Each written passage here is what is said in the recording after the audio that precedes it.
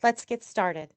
I would like to introduce Kaizen's Regional Manager, Luis Fernando Gazcon. Thanks for that lovely introduction, Sherry. Good day, everyone.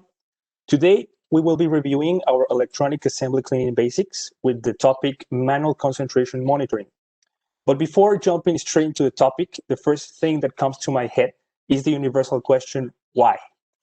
Luis Fernando, why do I have to monitor my concentration?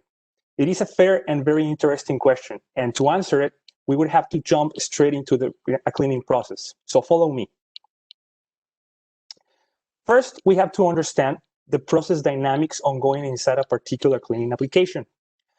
We'll be taking an inline spray cleaning process as an example. Typically, we will fill the wash tank with a specific proportion of DI water and a specialized cleaning agent. In this case, we are using our Aquinox A4625. We refer to this proportion of water and cleaning agent as concentration percentage. When you start running your process, you will typically observe losses in your wash tank. These are caused mainly by two factors. Exhaust losses, these are vapors and mist generated inside the chambers. Both chemical and water are continuously being pulled out through the exhaust system. And drag out losses, trapped liquid on the part surface and cavities, as well as through the conveyor belt.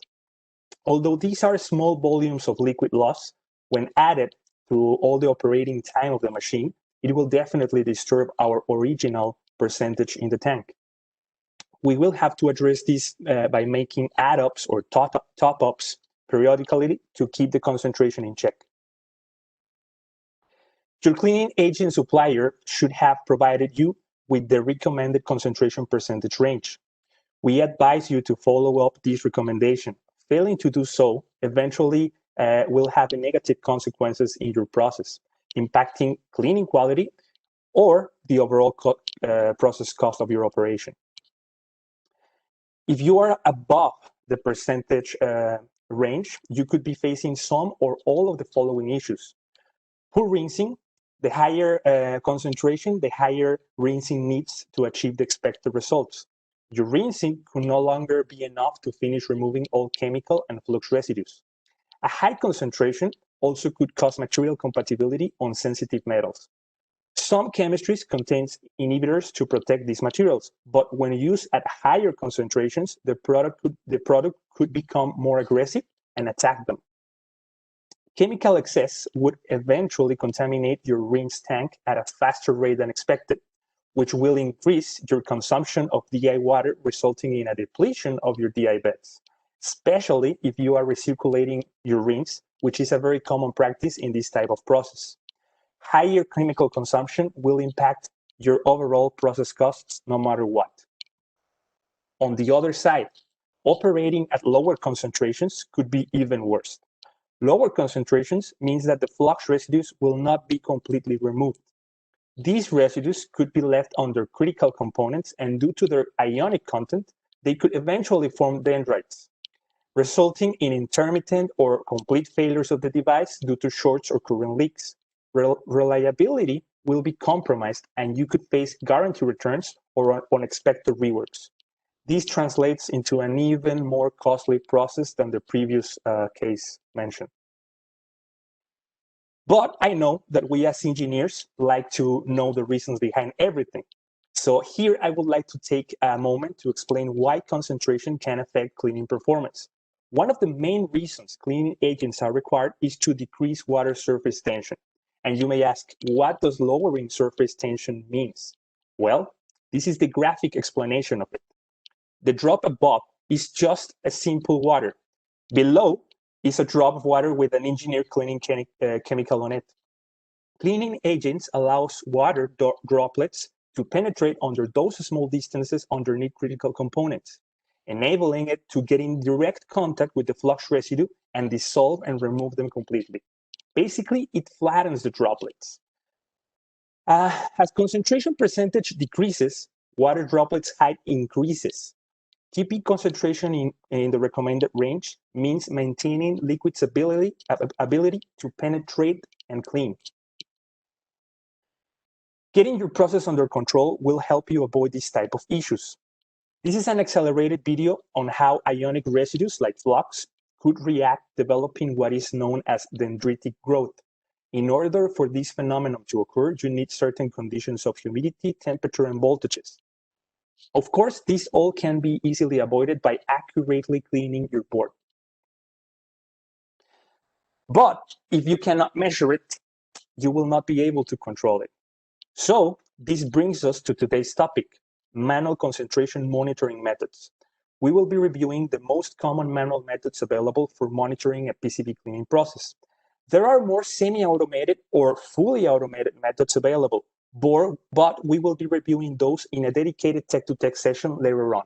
So please stay tuned with our program. As my coworker, Kevin Buckner, has beautifully explained in one of our previous tech-to-tech sessions, the first step is to identify what is the nature of the chemical. Is it a hydrophobic splitting type chemical, or is it a hydrophilic homogeneous type chemical?